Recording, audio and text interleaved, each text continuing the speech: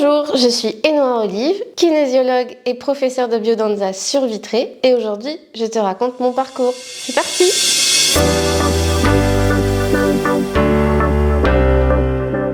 J'étais plutôt une petite fille assez timide, mais avec du caractère quand même. J'aimais bien qu'on m'écoute. Je passais des journées entières dans ma chambre à faire des créations, mes histoires. Je me donnais une boîte, des crayons, un scotch, je leur faisais le monde.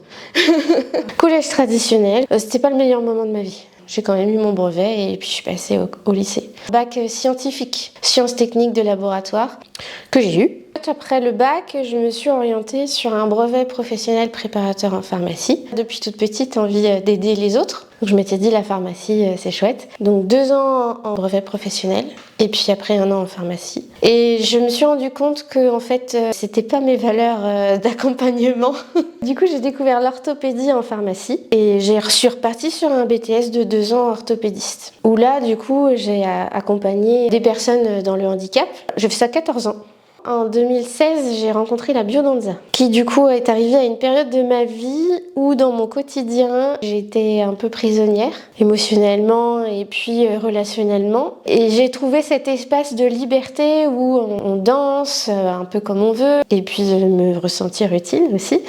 Du coup, ça a été un élément déclencheur qui a beaucoup bouleversé ma vie. Mon corps avait besoin de s'exprimer et avait besoin de liberté aussi. Alors j'en ai exercé pendant 3 ans avant en tant que danseur, avant de me dire je me forme. Parce qu'en fait c'est trop génial. J'ai envie d'offrir cette liberté et cet espace où en fait en biodanza, on va pas se soucier de qui vous êtes ou de ce que vous faites, on va mettre au centre le vivant et la liberté d'expression corporelle. Alors du coup, je me dis, il faut que j'offre ça aux autres en fait. Et j'étais toujours orthopédiste à ce moment-là.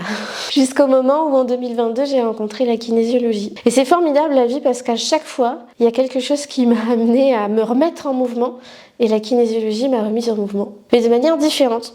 La biodanza, ça se fait en groupe, la kinésiologie, c'est de manière individuelle et c'est vraiment une écoute du corps, de chaque émotion en fait qui est stockée en nous et qui peut parfois conditionner nos comportements du quotidien ou nous formater à des choses. Elle vient par plusieurs pratiques libérer ça. Le jour où je me suis dit j'arrête l'orthopédie, ça a été la tempête émotionnelle.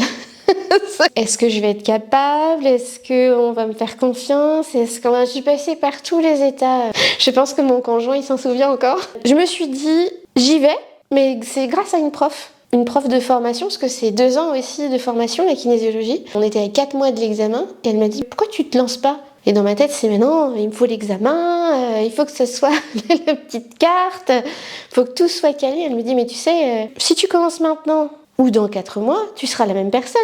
Ah oui. Elle m'a fait prendre conscience qu'en fait, avant l'examen ou après l'examen, je serais toujours Énoa Olive, avec ma passion pour l'être humain et le mouvement.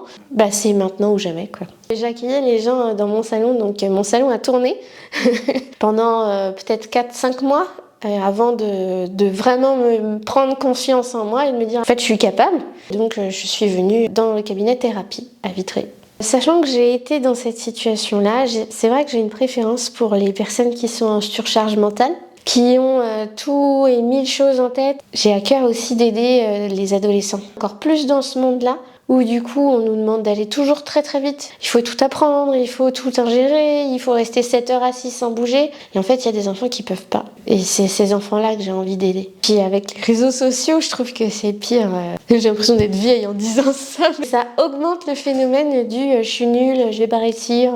On dit tout ce qui ne s'exprime pas s'imprime. C'est pas que dans notre cerveau, c'est-à-dire que ça va vraiment partout. C'est important de parler, c'est important de s'exprimer, que ce soit verbalement ou corporellement. Le mouvement, c'est la vie, alors profitons de la vie.